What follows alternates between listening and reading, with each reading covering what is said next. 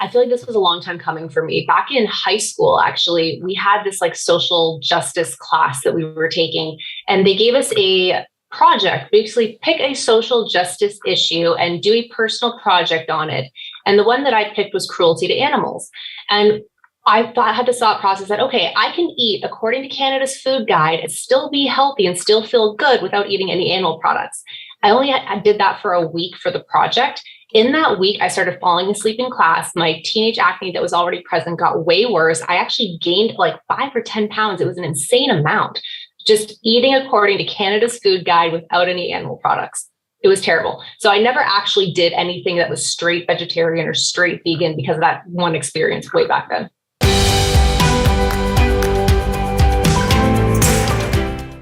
Okay, good morning, everybody. Hi, we've got, looks like we got Dr. Sabrina Solt. Correct me if I'm saying that correctly. You got it, Solt. Yep. Solt, got it. Where are you located? Scottsdale, Arizona. Scottsdale. I lived in Surprise, Arizona for a little while when I was stationed there at Luke Air Force Base. So that's a nice place out there. Yeah, well, good. Well, I've got snow in my backyard. I suspect you don't have that where you're at right now. No, I'm actually originally from Canada, and I purposely left all that. Yeah, no kidding. I spent 25 years in Texas, New Mexico, Arizona, California, Southern California, and now I'm up in the cold again. So it's kind of taking a little bit to get used to that again. Anyway, well, let's get started. Can you tell us a little bit about your background, if you don't mind? Yeah, I'm actually a naturopathic doctor and completed my schooling at the Southwest College of Naturopathic Medicine. I have my practice here in Scottsdale, Arizona. I mainly focus on regenerative and anti-aging medicine, and I live here with my husband and 2 kids. Got it. Okay. Well, so you've been doing that for a number of years, I guess. Yeah, I started practicing in 2015. I've had my own practice since 2020. Okay. And we got one of our members, Eric's talking about, he says, looks like he's your neighbor and he enjoys your TikTok videos. So. Oh, yes. Hi, Eric. So anyway, let's so I guess, do you have, do you have a personal perspective on health that you overcame, or is it, or well, I guess you can talk about that if you don't mind. Yeah, actually. So naturopathic doctor, right? We're kind of raised in this paradigm where plants, vegetables, everything, all that is like the superior way of being. And I had health issues going back to childhood as far as digestive stuff goes, acne, really terrible anxiety. I used to get panic attacks all the time. And it wasn't until just about a year ago, actually, my husband, he went carnivore, and I thought he was just going to be, it was completely, I thought it was insane, if I'm being completely honest. And then he started to improve himself. The whites of his eyes got whiter, his skin got clear, his mood was better. He was just like way more even keel overall. And I thought, okay, there has to be something here. And so I kind of started my slow transition into carnivore. I stopped eating the salads that I was eating every single day for lunch. And the afternoon, like joint pain that I would chronically get in my neck and my upper back was gone. Some fat that I had on my lower abdomen just went away. My anxiety went away. It was really, really dramatic. And then, it took probably a good 6 months of me really being in it for all of my digestive issues to completely go away. And again, as a naturopathic doctor, I had every single gut healing protocol you could master. I had done all the powders. I had done, you name it, I tried it, and nothing had ever worked until I went carnivore. It's interesting how that worked. And it's, if you'd have asked me 10 years ago about carnivore, I said, that doesn't make sense. It's crazy. I mean, everybody knows that, fruits and vegetables are great and you're supposed to eat lots of them. I mean, we all kind of pretend we ate more of them or grudgingly ate more of them, or, it was like doing penance. So I got to do this. And I can remember even on a ketogenic diet, I was eating these huge, huge salads because Mark Sisson said, you got to eat this big ass salad the size of your head. And I was dutifully choking down pounds of spinach a week and not liking any of it, by the way. I mean, it was just like this, I don't like it. The only reason I like it because I can put eggs and bacon crumbles and some kind of, balsamic vinegar and just trying to choke that stuff down. And I wonder, because some people say, well, maybe it's all the pesticides and stuff we're ingesting with all these fruits and vegetables and all this residue. Is that the problem? Is it the fiber itself? Is it the plant itself? It's hard to really say for sure. You'd had digestive issues and anxiety. How long did it take you to start to see a change when you switched? So the chronic pain that I was dealing with, that actually went away within, a month or two. That was really fast. The digestive issues, I think, took the longest. The anxiety was actually pretty fast as well. I would say probably about a month or two. My digestive stuff went kind of in like different little waves, I would say. There was a point when I was, going into carnivore and everything where I was really needing high fat. And that was a hard time for me because my digestive system wasn't actually quite keeping up. I actually had to supplement with some digestive enzymes to be able to take in the fat that my body was needing, but also kind of give my digestive system the assistance that it needed to process all that extra fat. So that was kind of a weird time for me. But once that got through, like I said, it was about 6 months in and everything was just perfect. Like the most effortlessly healthy I've ever been in my life. And I was, I had cabinets full of supplements that I was taking. It's parsed down to just like a couple key things that, I really prefer to take, but nothing that I actually need to take to function on a daily basis, which is huge for me. Yeah. I wonder, you probably got somebody in rural Mongolia that, would come to look at someone's medicine cabinet and like, what the hell are these people doing? Like, why are you taking 75 pills to supplement, to figure out, can't you just eat normal food? It's kind of interesting. Were you ever like fully 100% plant-based? Did you ever do the vegan thing, or was that something you never did? No, I actually never did that. So it's so funny. I feel like this was a long time coming for me. Back in high school, actually, we had this like social justice class that we were taking, and they gave us a project, basically pick a social justice issue and do a personal project on it. And the one that I picked was cruelty to animals. And I had this thought process that, okay, I can eat according to Canada's food guide and still be healthy and still feel good without eating any animal products. I did that for a week for the project. In that week, I started falling asleep in class. My teenage acne that was already present got way worse. I actually gained like 5 or 10 pounds. It was an insane amount. Just eating according to Canada's food guide without any animal products. It was terrible. So I never actually did anything that was straight vegetarian or straight vegan because of that one experience way back then. Yeah, I also never wanted to do that. I did a very low fat, vegetable rich, fiber rich, lean, a little bit of lean protein diet for a period of time. And I did lose weight. I'll be honest about that, but I didn't feel good. I mean, I honestly was like, I can't live this way. I just can't do it. It was just something that I hats off for people that can do it, I guess, but gosh, why would you want to beat yourself up that way? Let me ask you, as a naturopath, and you've probably seen over the years, probably thousands of people, and you probably gave them advice to let's do this and this supplement and this plant-based food. Do you run into those people now and say, wait a minute, change all that, forget everything I told you 5 years ago? How does that work now? Yeah, it's so funny. I actually put like a thing on my social media. Like I actually apologize profusely if I ever influenced you to eat a vegetable, because I go back through some of my previous content. Obviously the recommendations that I used to make for patients was, oh, you just got to eat more vegetables. And I feel bad, honestly. And thankfully a lot of my patients are still with me and they've seen kind of the evolution and they know that I'm coming from the heart when I'm trying to help them. And, we're taught only what we're taught. And I think they appreciate that I've kept an open mind and I'm really trying to actually do what's best for them.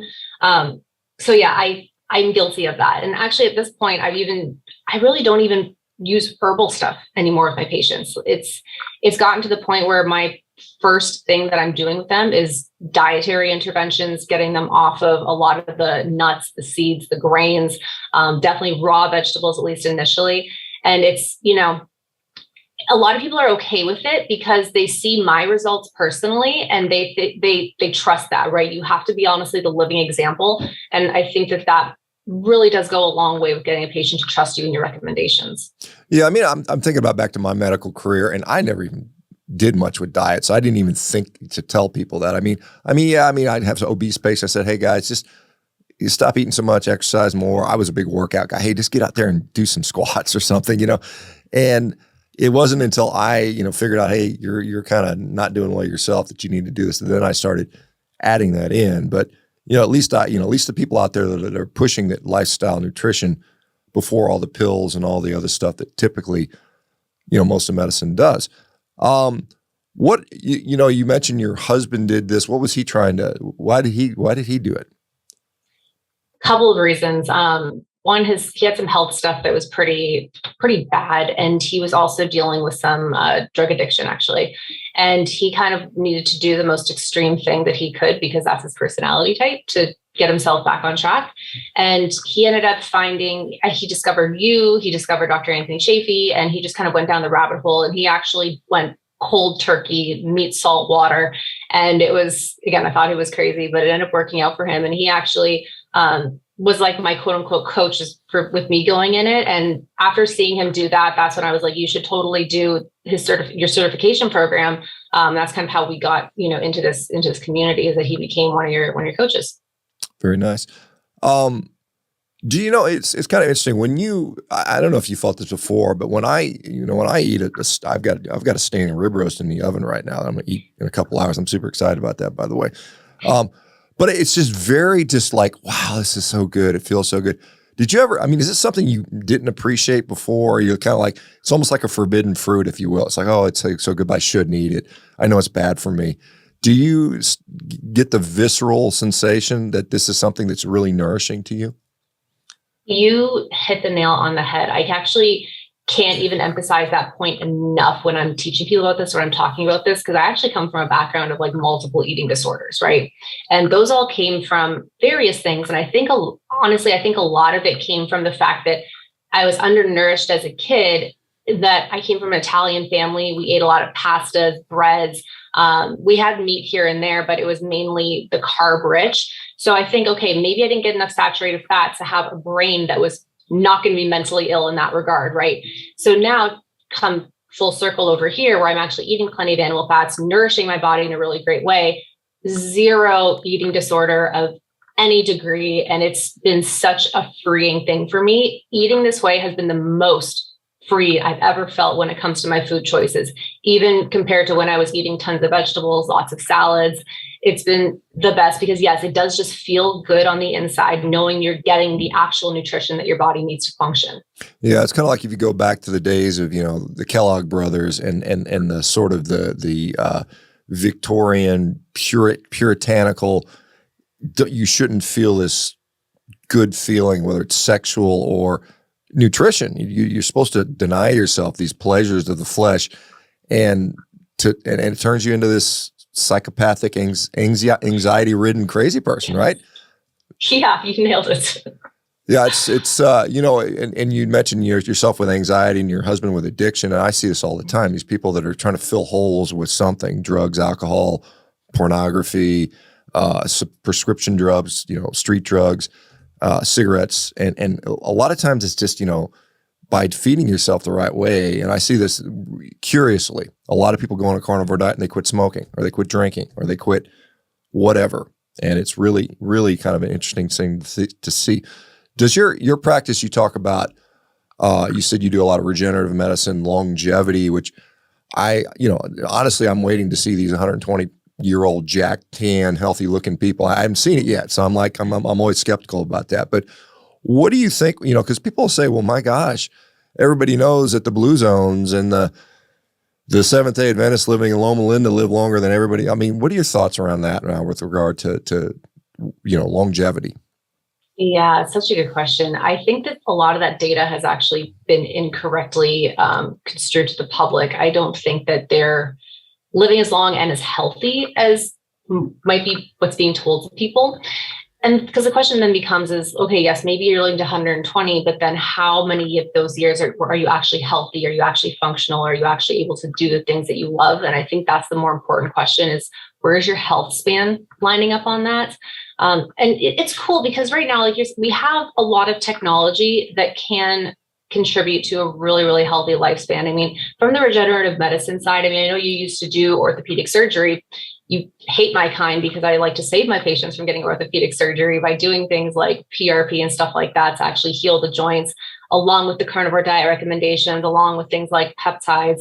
And we have a lot of this technology. We can do hormone replacement therapy to keep people functioning at hormone levels that are at a younger age without, and again, a lot of them can actually do really great with that by just being on the carnivore diet. But again, it keeps you metabolically, physiologically a little bit younger than you actually are. And if you're doing a lot of the things like the healthy diet, adequate movement, getting sunlight, you, I think, potentially could have many years ahead of you. And this is another interesting thing. I saw a statistic that there's actually more centenarians coming out right now than there ever has been in the past. So while a lot of people are getting sicker, there are a lot of people who are also living longer right now. So it'll be interesting to see what we can actually get from this movement too.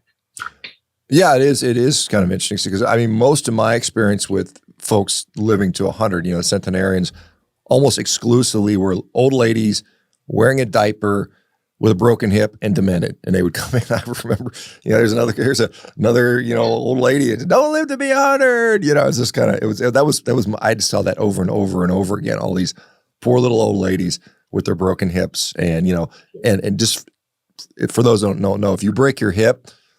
And vegan diets have been shown 40% increase in hip fractures or something along those lines, all-cause fractures.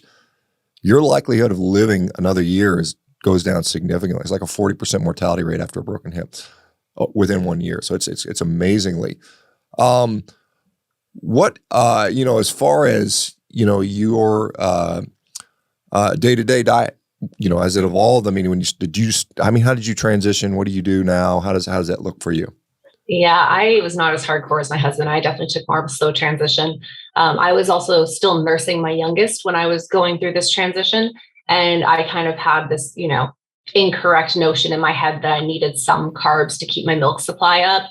That idea really only lasted probably about 3 months before I kicked carbs to the curb. So I cut out my raw salads first. That was the first thing that went. The last two things that remained were white rice and some oats. The oats were the second thing to go because I was just like, I certainly don't need these. They're terrible for me after learning everything that I learned. White rice, like I said, that took about 3 months, and then I kicked that. And then I would have small amounts of fruit. That's pretty much gone at this point too. Right now, depends on the morning. I really pay attention to when I'm hungry, and that's when I'll eat. So some mornings I have breakfast, some mornings I don't. I usually eat my first meal sometime between 11 a.m. and 2 p.m., just again, depending on how busy I am at work, what my actual hunger cues are telling me. And my first meal is usually either a ribeye or a New York strip with like a pile of butter on it.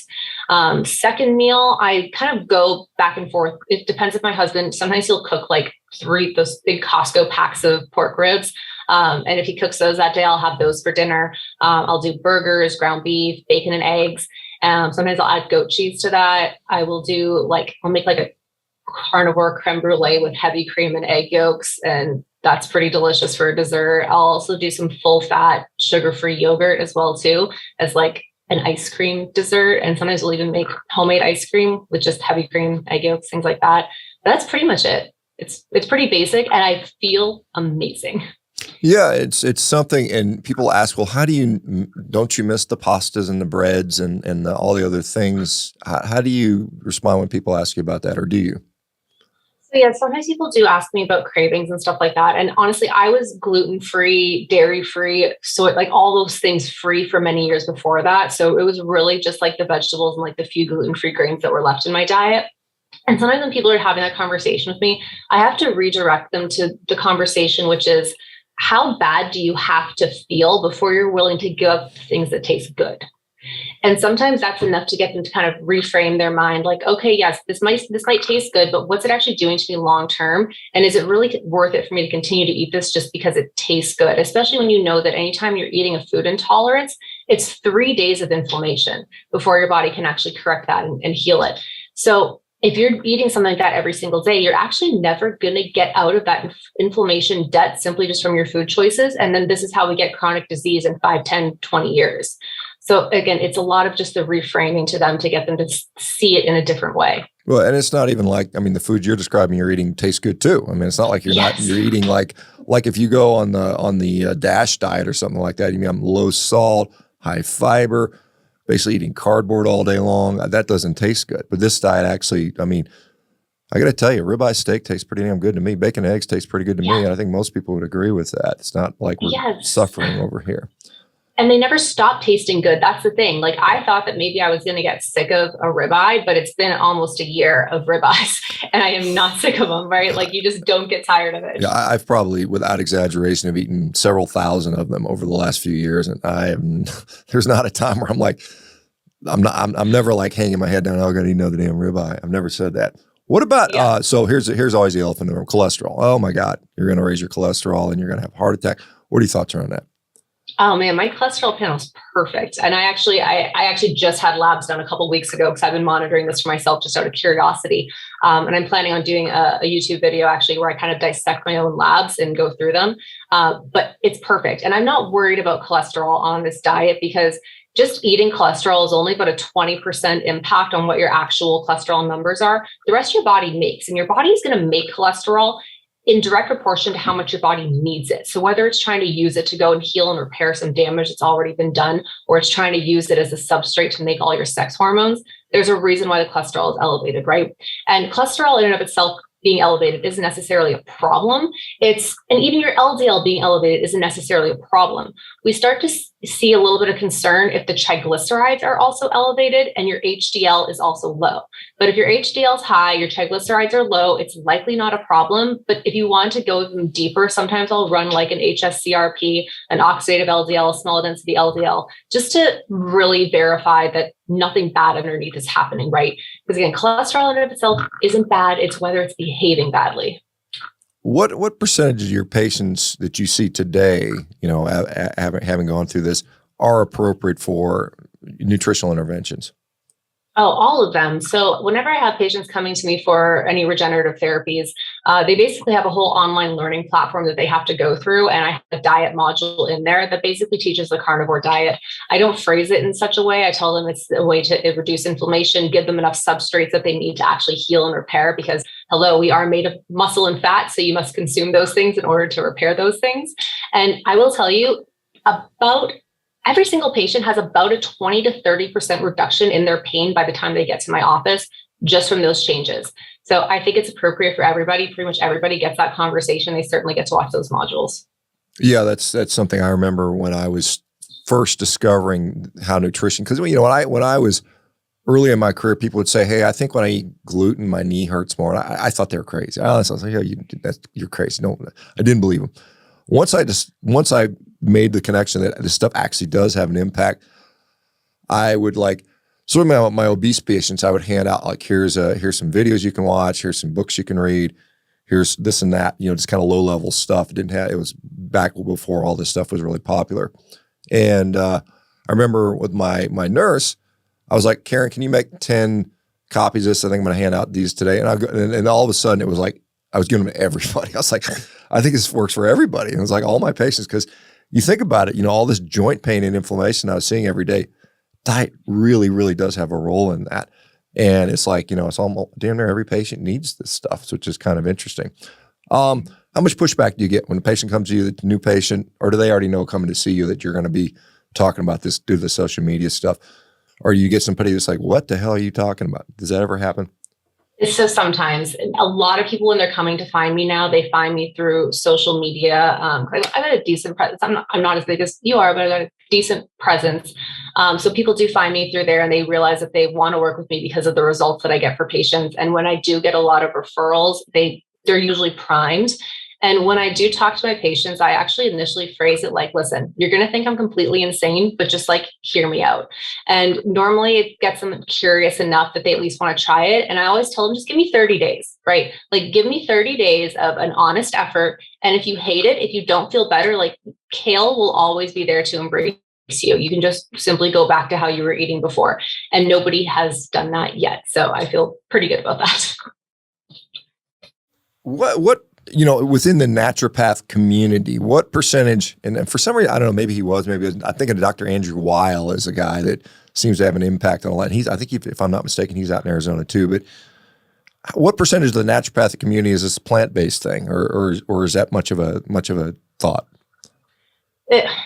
I would say they're mostly plant-based, or at least plant worshiping to a degree. You had my good friend, Dr. Tina on not too long ago, actually. I think her and I and a few of our other people in our little bubble are mainly on this side. And we receive a decent amount of pushback from the rest of the community. I mean, the president of my previous school was a hardcore vegan.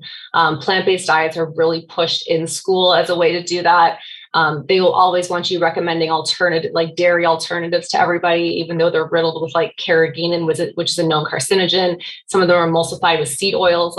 It's just completely insane. And it makes me, and then there's also this arrogance in the naturopathic community that just because we're trained in a quote unquote natural way, that we know better than MDs, without paying attention to the fact that anybody can receive an incorrect education that is akin to brainwashing. And I believe that, MD school, there's a lot of people that are, being pushed by the pharmaceutical industries. We have sponsorships from supplement industries or from supplement companies. There are supplement companies that offer scholarships that send money to the schools.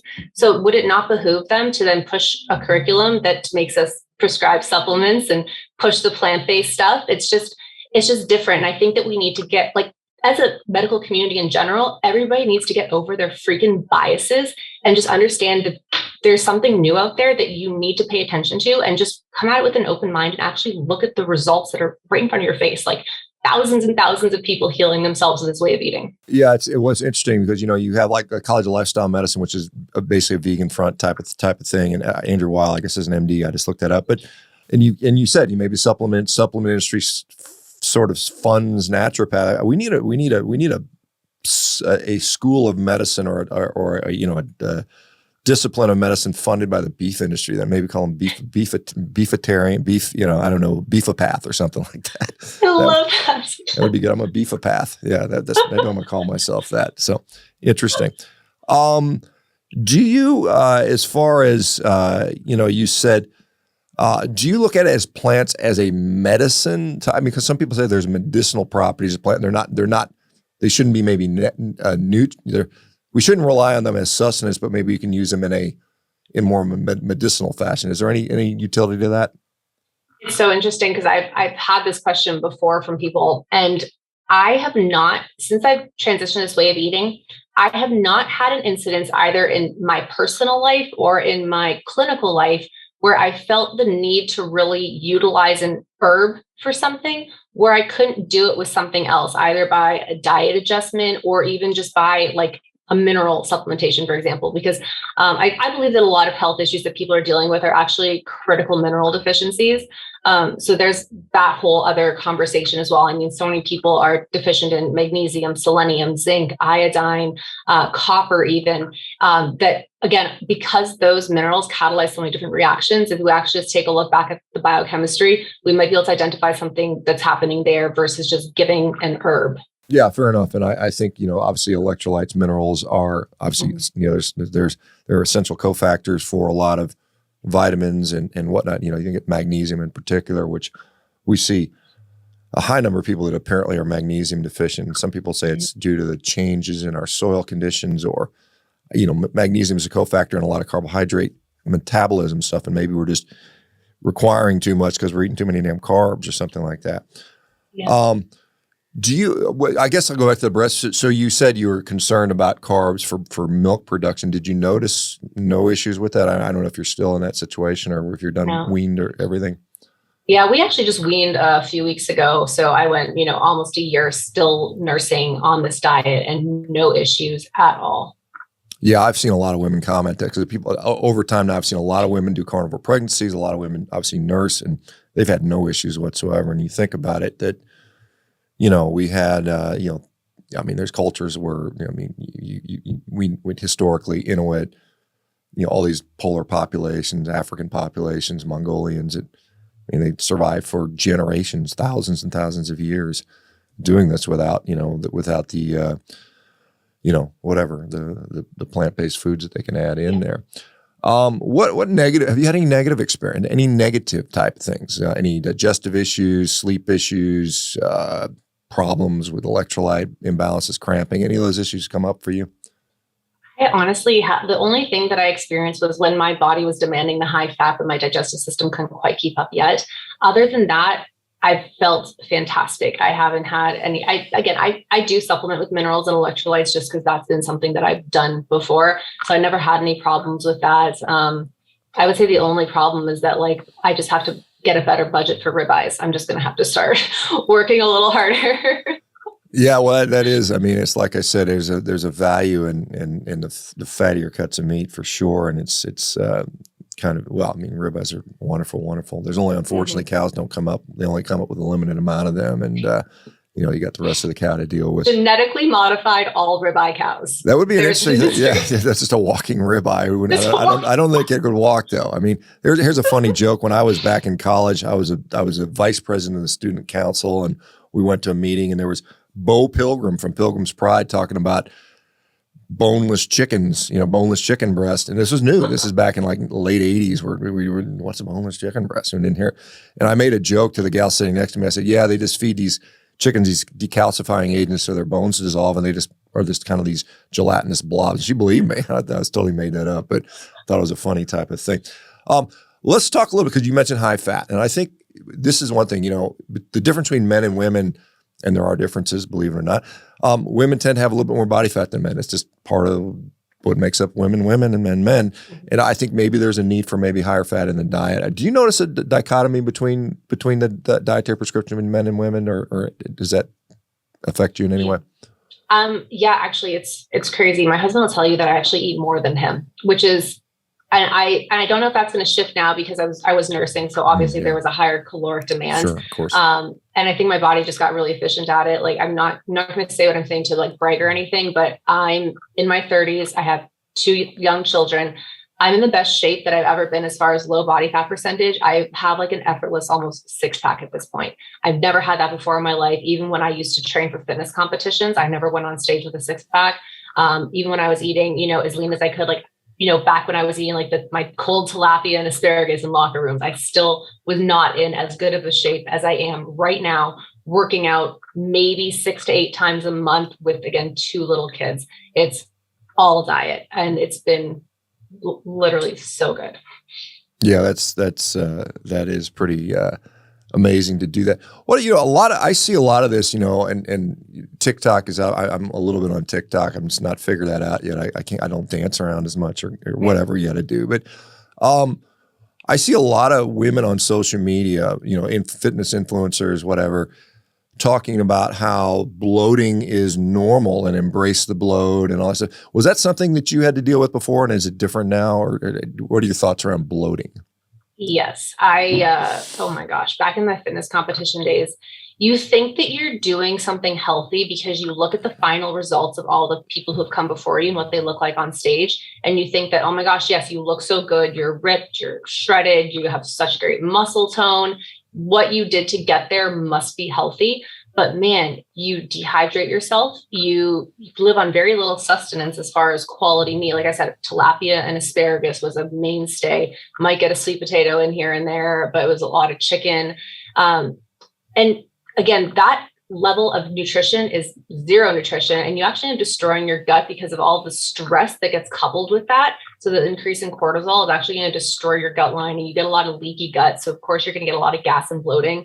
There were times where I literally looked pregnant because there was so much bloat going on, and that is not normal. I have not ever been bloated on carnivore. Like, I look the same, whether it's first thing in the morning, after I've eaten a 1-pound ribeye, and before I go to bed. There is zero change, zero.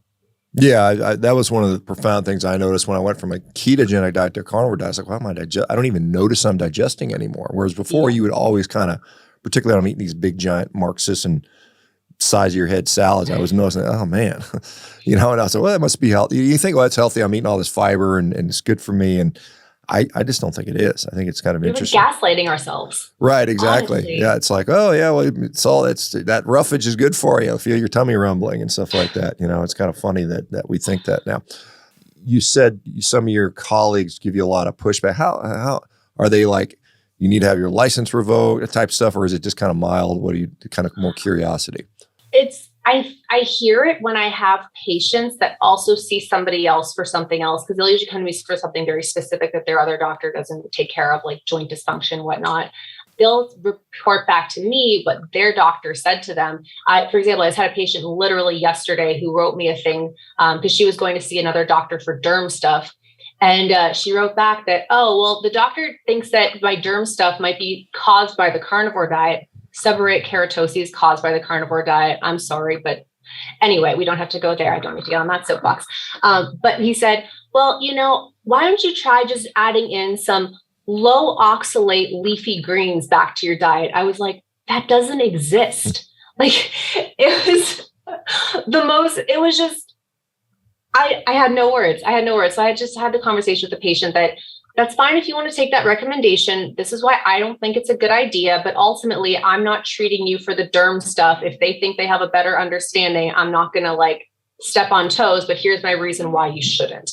And I think ultimately the patient's not going to do that. But that's just one example. There's been multiple where the other doctors just think that it's going to be completely insane, or where they actually will go back to their quote unquote family doctor. They'll order their annual labs and see that their cholesterol's up, total cholesterol. Triglycerides will be 50 or 60. HDL will be, I'll want to put them on a statin. So then I have to have that conversation with them why that's a bad idea.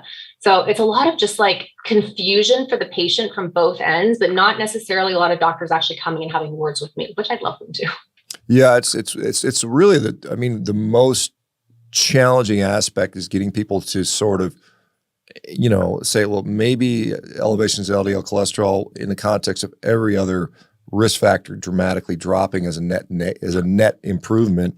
And of course, obviously, we've got some studies that are ongoing that may show this high cholesterol in the context of a low carb diet is not increasing risk for heart disease, which is still vehemently debated. And so, until that issue goes away, it's going to be kind of this battle. And I think it's unfortunate because I don't know how many people sit there with autoimmune disease or chronic pain or depression, which would otherwise go away if they were just consume a meat-based diet and maybe their cholesterol would go up. And I don't know, it seems like, when we talk about do no harm, are we keeping people in a chronic state of misery just to avoid a theoretical outcome, which may or may not eventuate? So, my favorite patient that was like a convert to my way of thinking, who actually like went back to her other doctor and was like, "You need to listen to this," was a patient that was actually heading towards kidney failure. Like her EGFR was like 60 on the nose. She had a couple other markers that were off too,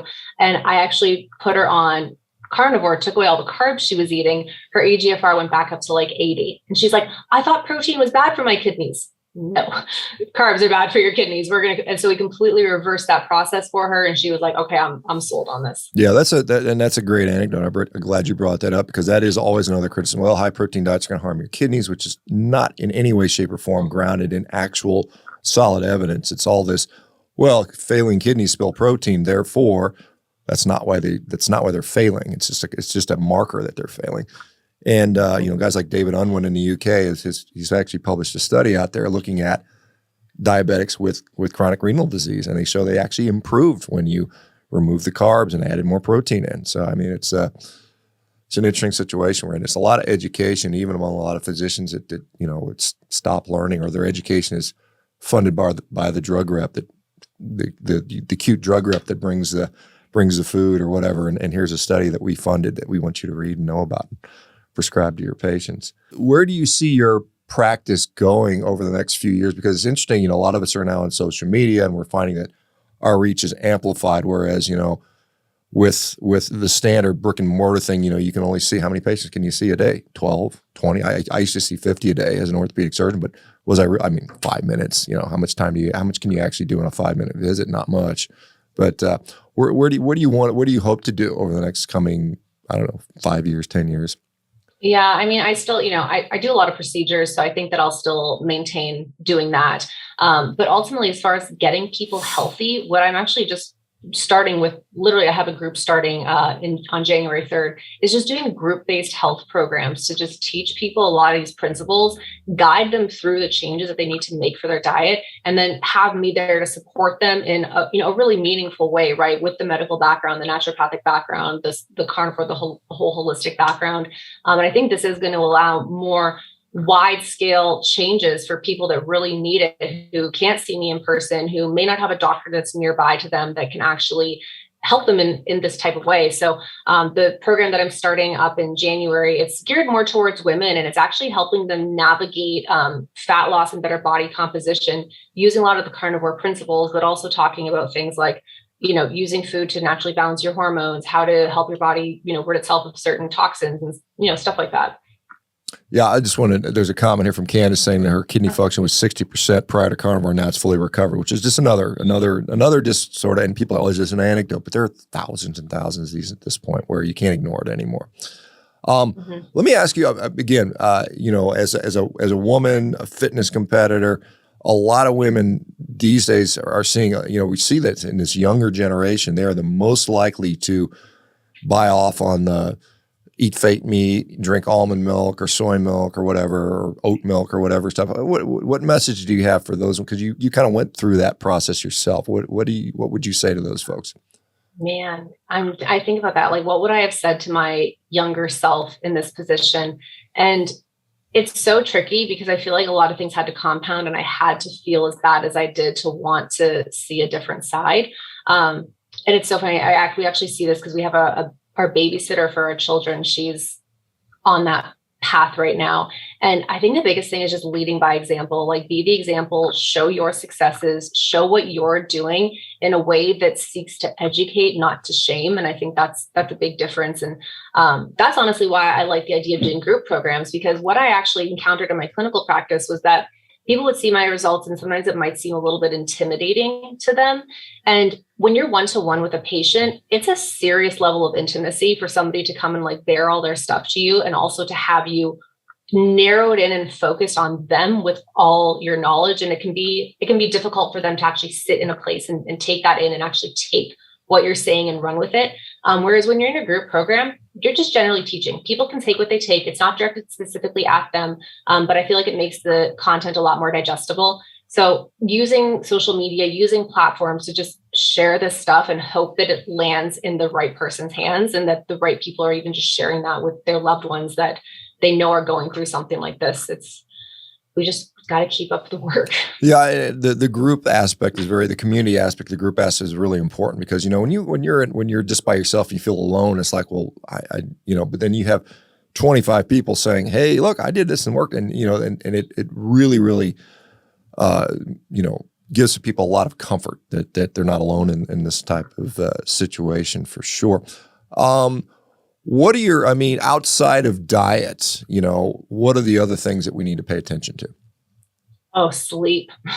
Your body can't heal unless you're sleeping. And this is something that I actually teach my patients a lot too. Like, sleep is a skill. Sleep is a skill, just like thinking is a skill, just like eating is a skill. Just because you can do it and that you do it every day doesn't mean that you're doing it correctly. You have endless amounts of people that lay in their bed at night just scrolling on their phone, and that's screwing up their deep sleep. It's screwing up their melatonin production. And all of that is going to have a cascade of effects, right? Because we heal when we sleep. If you're not sleeping, you are not healing, and you need to be doing that consistently in order to make any meaningful changes in your life. So I really do drive that home for a lot of people as well. And then of course, movement, right? I don't think everybody needs to be doing intense levels of like weight training, resistance training, HIIT exercises every single day. But I think that most people need to be moving their body in a way that feels good and that they can do sustainably. And I think that's what's going to actually contribute to the better body composition that they're likely looking for, versus just, fat loss, for example. Bill Gates has stated openly that all developed Western countries should switch over 100% to some form of synthetic meat. What do you think, if we actually did that, would be the outcome on our public health? Oh, it would do exactly what they want it to do, which it would continue to feed the pharmaceutical industries and continue to make them incredibly wealthy. Everyone would get sick. There's no way that you wouldn't. Like, just from a physiological standpoint, your body is in a constant state of degeneration and repair. What you put in your mouth every day will either add to that or detract from that. If you're continuing to eat in a carnivore-based way and you're actually taking in the foods that you are made of and that your body actually can heal and repair with, you will get healthier. If you're going to replace all that with stuff that your body cannot use efficiently and that is relatively harmful, you're going to get sicker, which means you're going to be paying for the doctor's visits. You're going to be getting the prescription medication because they're not going to have anything else meaningful to give you.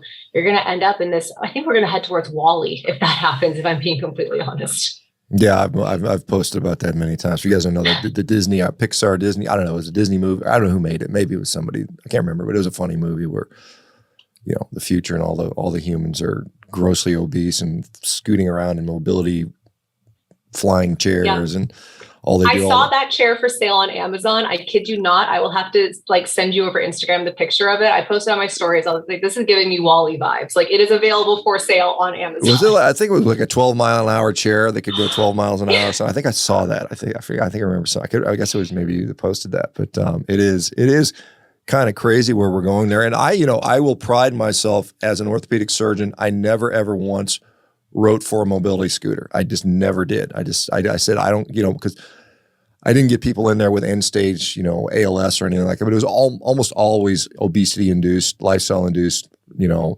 difficult mobility. And I said, no, I'm not going to do that because in my view, that's a mobile coffin, for somebody that could otherwise do lifestyle things and lose weight. And I remember as I got later on and I was trying to consult these people on diet, and I had a gal that was obese and she just wanted a corticosteroid injection in her knee.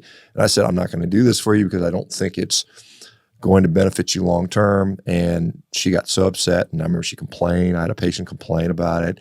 Dr. Baker's mean, he won't give me injections. And she ended up getting an appointment with one of our physician's assistants who acquiesced and gave her the injection she wanted. But I mean, it was at the end of the day, is that we actually doing good for this patient, and it's kind of crazy where we're at in the situation. Where do you think healthcare is going in the next 10 years? Are we going to see more and more of this lifestyle stuff? Or are we going to just see complete, everybody's obese, everybody's on drugs? What are your thoughts?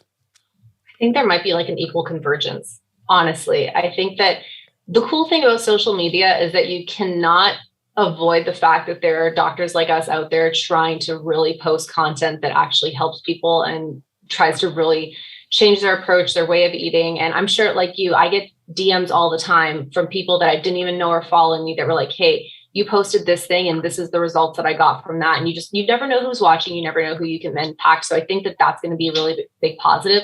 But you still also have the whole subset of the world that really doesn't even seek that out, right? They don't even want to consider any other option. They don't even know that it's available, and you're still going to have them continuing to play into that model. And I think you brought up a really good point with your anecdote about the patient and the corticosteroid injection, is that no healthcare professional gets into healthcare because they don't want to help people, especially as physicians, right? We don't spend a decade plus killing ourselves in school, going into 6 figures of debt because we're trying to not help people.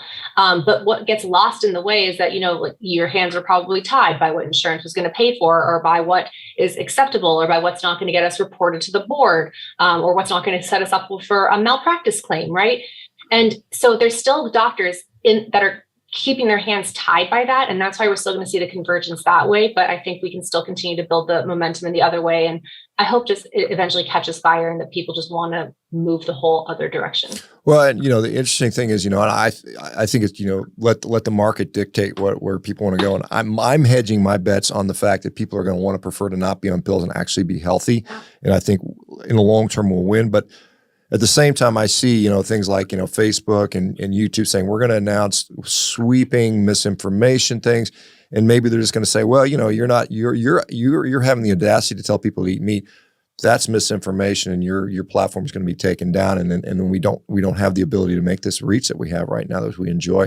I mean, I remember like this guy Joel Furman, who you may be familiar with this guy. He went on a podcast saying, me should be thrown in jail because I'm telling people to eat meat. You are dangerous and should be thrown in jail. We got people out there that actually think that way, that they disagree with you, and therefore you should be censored, shut up, and jailed. It's very authoritarian and kind of evil. And I do have concerns around that. So as far as your social media goes, where are you finding the most efficacy? Is it TikTok, or where do you get the most reach? For me, it's Instagram. That's currently my biggest platform. We have a YouTube channel that we're growing as well, where we just kind of do, educational stuff on there. I have a TikTok. I'm not as active on there just because I don't know, for some reason, I just don't like the feel of TikTok. I don't even know. It's not my jam. It is kind of a cesspool of some of the stuff that gets on there. It's just like, it's like pornography. And at this point I'm like, oh gosh, it's tough to be there. But it is something that, the problem with that is that's where the kids are. And that's who you need to influence, you know, because I've got young kids and you've got obviously young children. You want to see them grow up in a world where they actually experience health. Whereas there are kids out here that legitimately have never experienced 1 second of their life of actually being healthy. I mean, they grow up, they're born insulin resistant. They get shoved, you know, baby formula, which is corn syrup and soy protein, and then they go on to all the junk. I mean, immediately, and they're obese by 5. They're morbidly obese kids by their 5, and they're type 2 diabetics by the time they're 12. It's just maddening that we could even have that exist. You know, it's such a crazy time. So you have to reach these kids. And, you know, the Chinese spyware is where they're all at right now, which is, you know, kind of a crazy situation that we have. I know, it's crazy. My husband and I were actually kind of having that conversation not too long ago because we're raising our kids carnivore. And, you know, the conversation became, well, okay, when our youngest, our son was born, technically babies are born in ketosis, right? And they maintain that as long as they continue to be breastfed, which he was. We did exclusive breastfeeding, we didn't just formula or anything like that. But a lot of these babies, they don't ever get the opportunity to re-enter ketosis ever again in their lives. They're born, they're given formula right away, knocks them out. And eventually, again, they can grow up till they're 60, 70, maybe 80, probably not, because if they're not ever going into ketosis, they might not be that healthy. But again, they will never experience that. And then the other part of that conversation that we were having then became, well, okay, we see keto is quote unquote the cure for so many diseases. Or is it simply the absence of us being in ketosis that produces disease? So we really had this deep conversation about this is how we do need to raise our children to be able to have metabolic flexibility, to be able to, you know, eat meat, eat good amounts of fat, maybe small amounts of like fruit or whatever here and there, just because they're kids and they're going to be exposed to this stuff. But for the most part, making sure that we keep their metabolism as healthy as possible so they can have the best shot at life. Yeah, not everybody wants to do a carnivore diet. I mean, I appreciate that. I don't think everybody needs to. But I mean, if you're saying, what are you going to cut out of your diet? What are the top things you say we just got to get rid of? I mean, is there some things that stand out? Yeah, alcohol, sugar, seed oils. Some people, grains, they just really don't tolerate them, and like gluten in general, and smoking.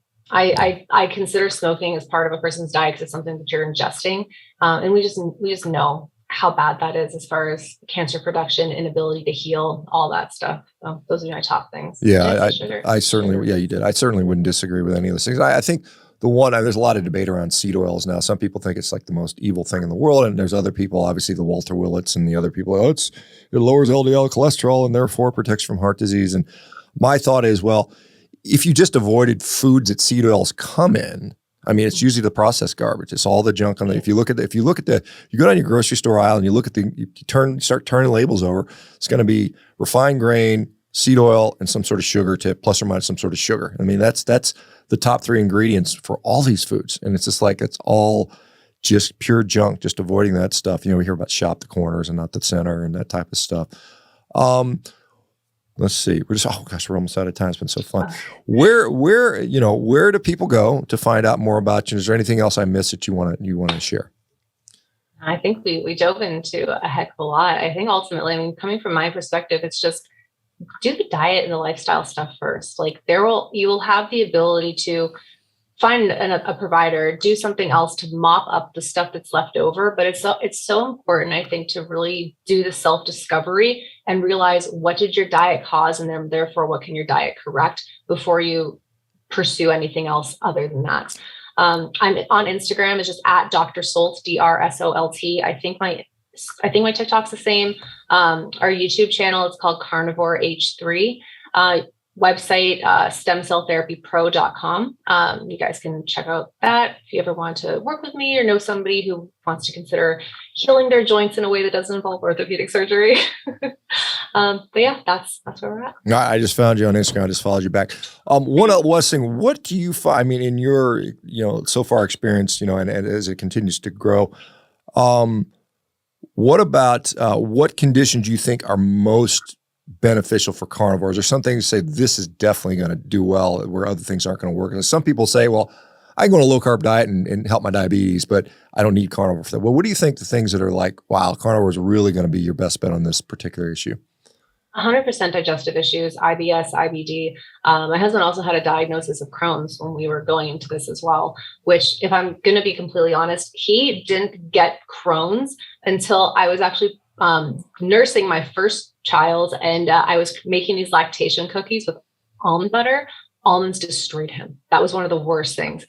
So I would say gut issues are the number one thing for actually to heal on the carnivore diet. And then joint issues as well. Again, that's just, I always talk about there's doctor biases. Like every doctor is biased towards what comes into their clinic every day as far as their representation of what the general health of people are. So I see a lot of joint dysfunction. Therefore, I see a lot of joint dysfunction recover with doing the carnivore diet, because you're just providing really great nutrition for those joints. They are fatty, like there's fatty stuff surrounding them, all the fat pads that are in there. There's the protein structures that are in there, the collagen structures that are in there. The carnivore diet is going to help heal and repair all of that. Perfect. All right. Well, thank you so much, Dr. Solt. Continue the good work. I'm sure we'll reach back out at some other point and check out how you're doing. Congratulations to your husband and your new baby, or your newish baby. Yeah. And thank you. Thank you for being here. Appreciate it. Thank you again. It was so much fun. All right, guys. I'll see everybody back tomorrow. You guys have a good weekend. Otherwise, if you don't show up, I'll be here anyway. Okay. Bye, everybody. Take care now. Bye.